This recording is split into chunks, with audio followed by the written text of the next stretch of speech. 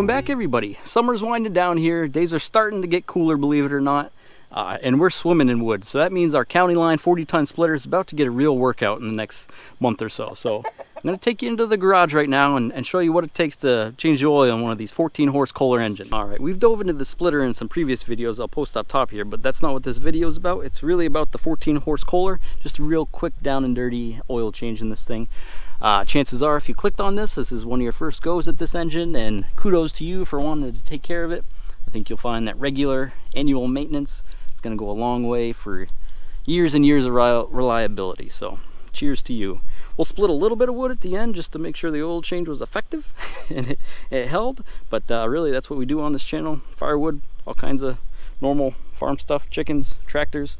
So thanks for being subscribed, and let's head to the garage. All right, here's that 14-horse Kohler we talked about. This one's mounted to a 40-ton log splitter. That's why you clicked on this video. Real quick oil change. All you're gonna need is 5 things. You need an oil pan that'll hold a quart and a half at the most, probably. It's gonna be pretty low profile because you only have 10 inches or so between the drain and the ground, unless you jack up your engine. You're gonna need a long skinny funnel to get it filled up. You're gonna need some oil. You're gonna need a 13mm socket or wrench to do the drain plug, and some rags. Just a quick note on the oil, you can use whatever you want. Kohler recommends this 10W30 for most temperature ranges. If you get real cold, you might want to go to a different weight, but one thing to note is if you're under 50 hours, they recommend you stick with a synthetic blend. Once you get above 50, you can switch to full synthetic. I've split a whole bunch of wood with this thing, but I don't know that I'm over 50 hours yet. An hour meter is something on the to-do list, but I'm just going to stick with what the factory recommends for under 50 for now. So you will find that this engine has a dipstick on both sides of the engine, just because they mount this thing to all kinds of power equipment, I'll say. But on this is definitely the easier side to get to.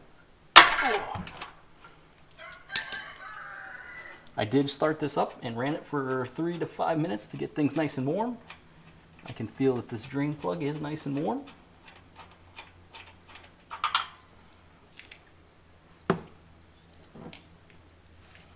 Then you're just going to want to unscrew one of the dipsticks to vent this a little better. It'll drain out quicker. See that draining quicker already.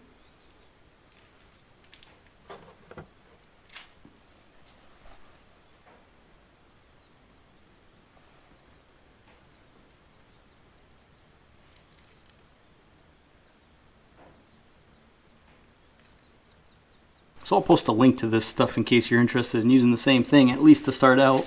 They usually have it right at Tractor Supply. That's where I get it, but you can get online if you're patient enough and want to wait. Because I warmed up the engine, this all drained out really quick, just a minute or two, and there's barely any drips coming down now. So one thing of note is there is a little crush washer on here. I'm not going to replace it. It's stuck to the case here, but that's just something you're not going to want to lose. I'm just going to clean this up real good with a towel and get it screwed back in.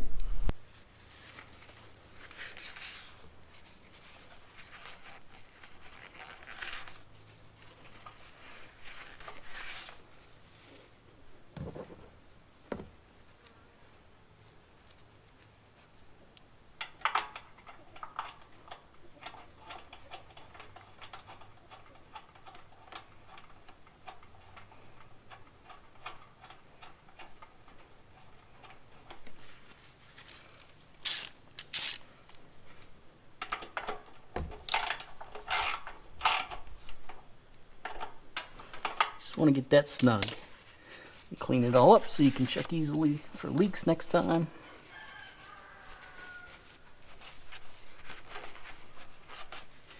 Alright, so now we want to get our little skinny funnel, or whatever you got to make it work, down in there.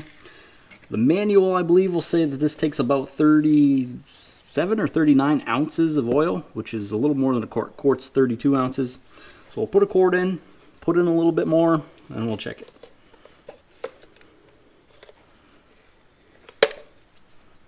Recommend you leave your drain pan down here in case you make a mess. Hopefully I don't.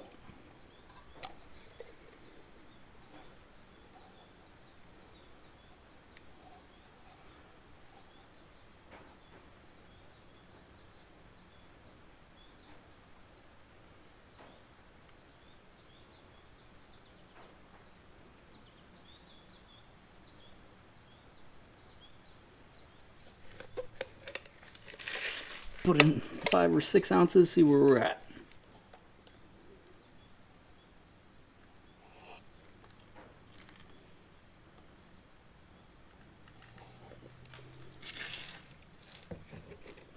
So if you can be on a nice level concrete garage floor like me, that's great.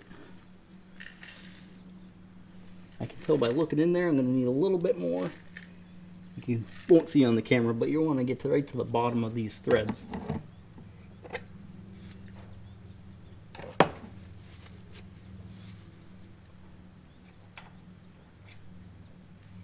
I guess I'm about halfway up the dipstick there. Maybe my measurement was better than I thought.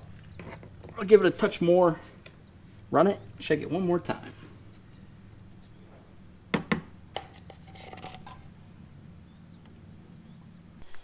So now that we've got some fresh oil in here, we'll let it start up and warm up for a few minutes before we start splitting. Turn the choke on, the fuel on, give it a tug.